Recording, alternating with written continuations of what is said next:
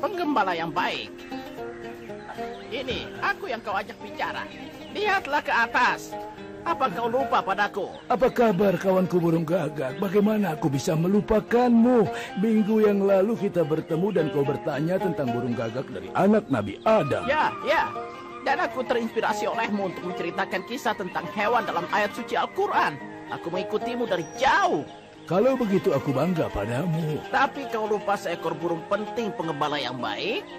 Bagaimana bisa? Aku mengaitkan kisah burung Nabi Ibrahim alaihissalam. Dia salah satu yang dibantai dan disebarkan di atas gunung. Aku juga mengkaitkan pada kisah burung bijak Nabi Sulaiman. Jadi maksudmu burung yang mana ini? Maksudku, burung itu bukan seekor burung. Apa ini sebuah teka-teki? Apa yang kau bicarakan? Sebenarnya, katakan saja. Kalau begitu duduklah, dan aku akan katakan padamu, di mana makanan lezatmu? Ini dia. Aku selalu bawa. Makanlah. Baiklah, aku akan makan demi kebaikanmu. Terima kasih kau mau menghormatiku. Makanlah. Begini ceritanya. Lebih dari 2000 tahun yang lalu, di Palestina, Tanah Barokah, hiduplah seorang gadis yang baik. Dia paling baik, sabar, dan suci yang pernah hidup. Dia bernama Maryam, putri dari Imran. Dan orang-orang selalu memanggilnya Maryam yang suci.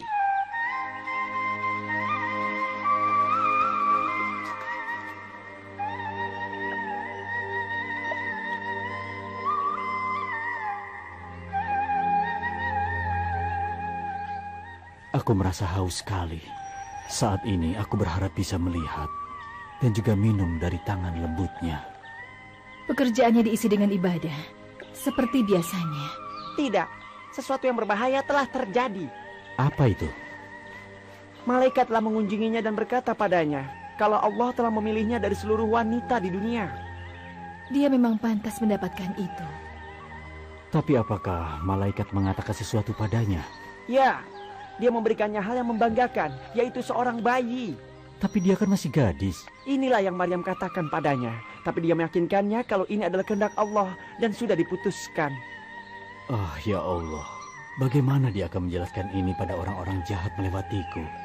Berikan petunjuk ya Allah.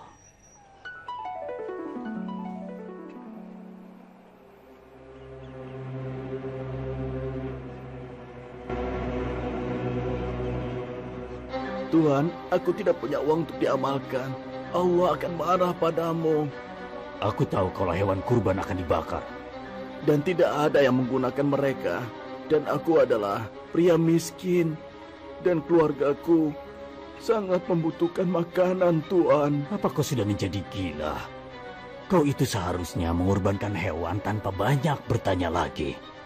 Tapi bagaimana kalau aku tidak punya uang? Azab Allah akan diberikan padamu. Pergi sekarang. Ayo cepat pergi.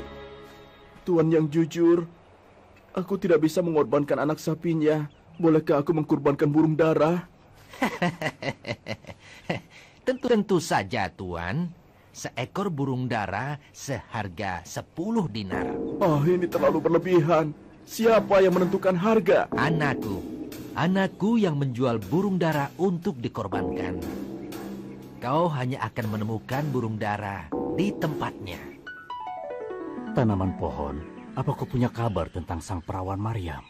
Jangan khawatir, Allah akan selalu menjaganya. Lihat, burung bulbul pembawa kabar sudah datang.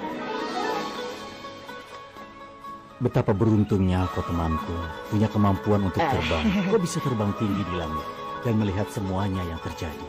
Bagaimana dengan sang perawan Maryam, wanita terpilih dari semua wanita? Dia menerima bayinya. Bagaimana dengan itu? Dan di mana? Maryam merasa kalau dia akan bekerja sambil duduk di bawah pohon kurma. Itu hal yang aneh jika bayinya bicara padanya dan menyarankannya menggoyangkan batang pohon, dan buah kurma pun berjatuhan di hadapannya. Jadi dia memakan buah kurma itu, kemudian minum, dan bahagia melihat wajah cerah bayinya yang tampan. Apa kau bilang bayinya bicara? Iya, benar. Bagaimana bisa begitu? Aku tidak tahu, tapi dia dibuahi tanpa ayah.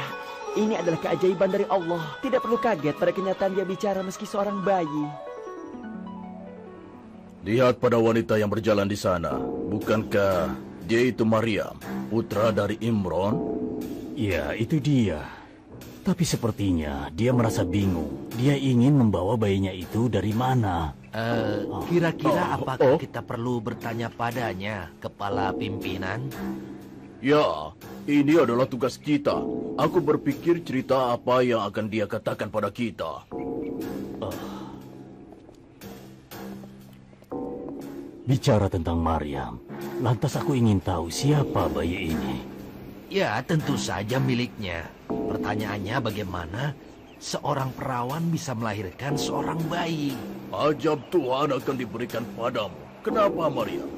Kakak dari Harun yang beriman, keluarganya tidak ada yang pernah berzina. Apalagi dari keluarga ibumu. Bagaimana ini bisa? Kenapa kau menunjuk pada bayinya? Tapi bagaimana kita bisa berbicara pada bayinya di dalam keranjangnya itu? Mereka mendengar suara Isa berkata, "Aku adalah utusan Allah yang mempercayakan aku dengan kitabnya Injil dan menjadikan aku seorang nabi. Dia menganugerahkanku kerahmatan dimanapun aku berada. Dan aku harus baik dan berbakti pada ibuku dan tidak menyertakan sifat sombong dan kemalangan dari kebiasaanku. Kedamaian di hari kelahiranku dan hari wafatku. Dan sebelum hari kiamat aku akan kembali." Ayo pergi. Apa kau mendengar apa yang aku dengar? Bayinya berbicara. Hal yang lebih berbahaya adalah dia adalah nabi baru. Dia lahir dengan mukjizat dan kemampuannya untuk berbicara sebagai bayi adalah mukjizat lainnya. Jadi bagaimana kita menjelaskan ketidakberpihakan kita? Kepala Pimpinan benar. Bayi ini mengancam bahaya kepada pengikut kita. Akan semakin banyak kaum soleh. Kita harus menghilangkannya. Kita tidak akan menghilangkannya dengan tangan kita sendiri. Biarkan masalah ini aku yang urus. Aku persilakan kau untuk duduk.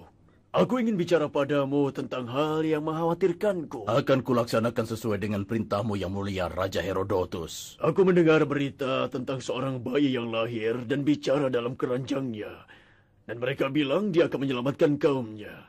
Apakah itu benar? Apakah yang mulia bisa memperdulikan tentang agama Yahudi?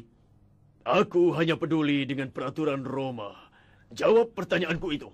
Aku mendengar cerita ini, tapi aku tidak mempercayainya, Yang Mulia. Apa benar agama yang kau bicarakan tentang penyelamat yang akan datang pada kaummu itu? Ya, itu benar. Benar sekali. Itu perlawanan terhadap kerajaan Romawi. Itu adalah pengkhianatan. Percaya padaku, Yang Mulia. Ramalan ini sudah tua. Ini muncul ketika kaummu terpesona pada kitab Injil ratusan tahun yang lalu. Apakah ada yang percaya pada ramalan itu? Kau sendiri percaya pada hal itu? Kaummu terpesona pada kitab Injil ratusan tahun lalu? Apakah Yang Mulia mempercayai kalau manusia bisa lahir tanpa seorang ayah? Ini hanya mimpi dari orang-orang saja, Yang Mulia. Tidak ada yang menghalangi para penguasa dalam tidur selain mimpi dari para kaumnya. Pergilah kau pimpinan. Jika kau mendengar berita lainnya, biarkan aku tahu sebelum istrimu mengetahuinya. Ya, baiklah kalau begitu, Yang Mulia. Pengawal, tangkap semua yang mendengar cerita atau melihat apa yang telah terjadi. Dan bunuh semua bayi yang lahir di tahun ini tanpa terkecuali. Ayo pergilah, laksanakan perintahku. Aku sedang dalam perjalanan untuk menghilang kawanku Batu. Aku merasa waktuku sebentar lagi. Aku juga. Tidak ada lagi yang memperhatikanku. Setelah Maryam sang perawan bepergian. Aku punya kejutan untuk kalian. Kau pasti akan membawa berita tentang Maryam. Ya tentu, dia melarikan diri para orang-orang yang tidak bersalah bersama bayinya ke Mesir melalui padang pasir Sinai. Itu akan menjadi suatu kebanggaan karena terlewati oleh keluarga suci.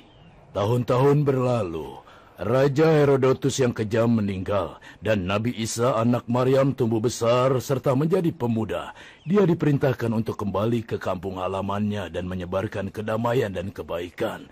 Kaum Nabi Isa hanya mempercayai hal-hal material saja dan mereka melupakan hal yang terpenting dari ketuhanan yang sebenarnya. Itulah yang ditakdirkan pada umat Nabi Isa yang selalu hidup pada keduniaan.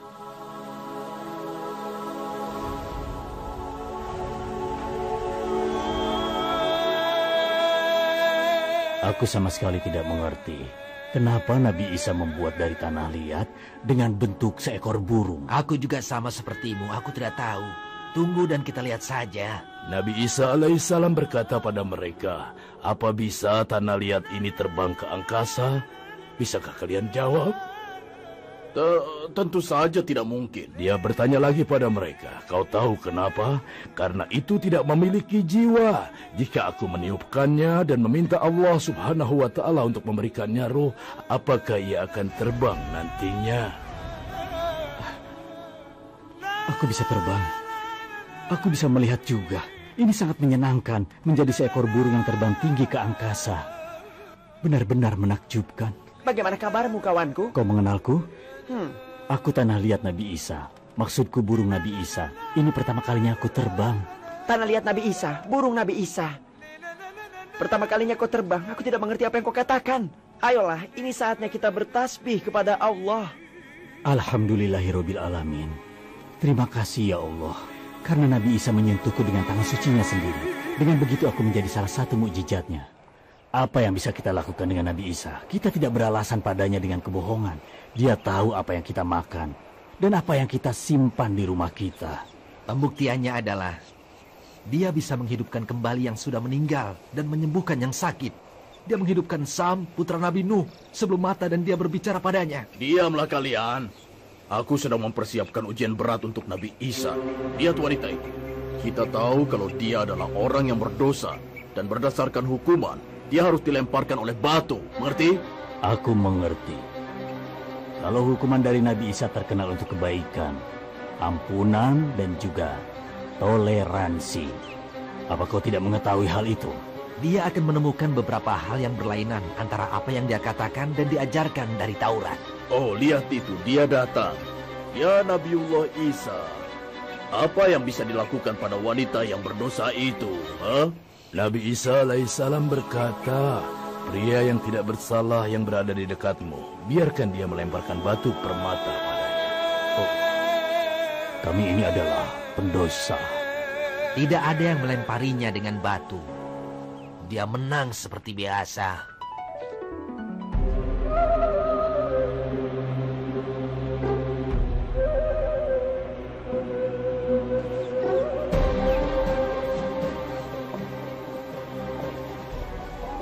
Aku datang kemari untuk menjual jasad Nabi Isa. Baiklah, berapa yang kau inginkan, Berapa nilai dari harga jasadnya? Kau tahu bahaya yang Nabi Isa sebabkan padamu. Kaulah salah satu yang menjual hidupnya. Kami akan membayarnya untuk 30 buah perak. Bagaimana? Oh, tidak. Itu harga minimum dari seorang budak.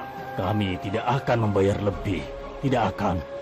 Ya, kalau begitu baiklah. Kita sepakat. Kami akan menyalibkannya di depan seluruh orang-orang untuk merendahkannya di depan matanya.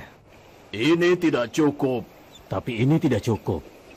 Kita akan menyalibnya dan meletakkan 2 paku di sisi kanan dan juga kirinya. Ingat, 2 paku, kanan dan juga kiri. Ya, kematian dengan cara seperti ini akan perlahan dan sangat menyakitkan dan juga memalukan.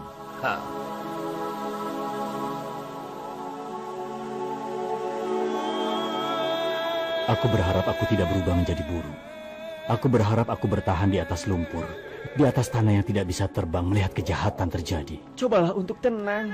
Bagaimana aku bisa setelah aku melihat mereka menarik tuanku dan menyalibkannya di depan semua orang? Bagaimana bisa mereka membunuh toleransi, ketulusan, dan kebaikan? Ya, aku mendengarnya. Kau tidak ikut terbang bersamaku? Tidak. Aku akan bertahan di sini dan ikut berduka cita untuk tuanku. Sampai aku kembali menjadi lumpur dan ruhku akan beristirahat dari penderitaan tubuhnya. Tapi kisahnya belum selesai. Teman kita sang burung yang berpikir sama seperti lainnya kalau Nabi Isa alaihissalam disalib. Bagaimanapun itu tidak benar. Tapi Allah membawa dia bersamanya. Allah berfirman dalam kitab suci, padahal mereka tidak membunuhnya dan tidak pula menyalibnya. Tetapi yang mereka bunuh ialah orang yang aku serupakan dengan Isa bagi mereka. Ya, orang yang disalib adalah Yahuza Iskariot. Bukanlah beliau. Salah satu yang berpartisipasi dalam konspirasi itu. Dan mengambil 30 perak sebagai harga hidup tuannya. Kelahiran Nabi Isa alaihissalam adalah merupakan keajaiban, dan diangkatnya dia ke langit adalah keajaiban pula. Dan di antara kelahiran dan kematiannya, kehidupannya penuh dengan keajaiban. Baiklah, aku akan terbang sekarang. Sampai jumpa lagi, penggembala. Ya.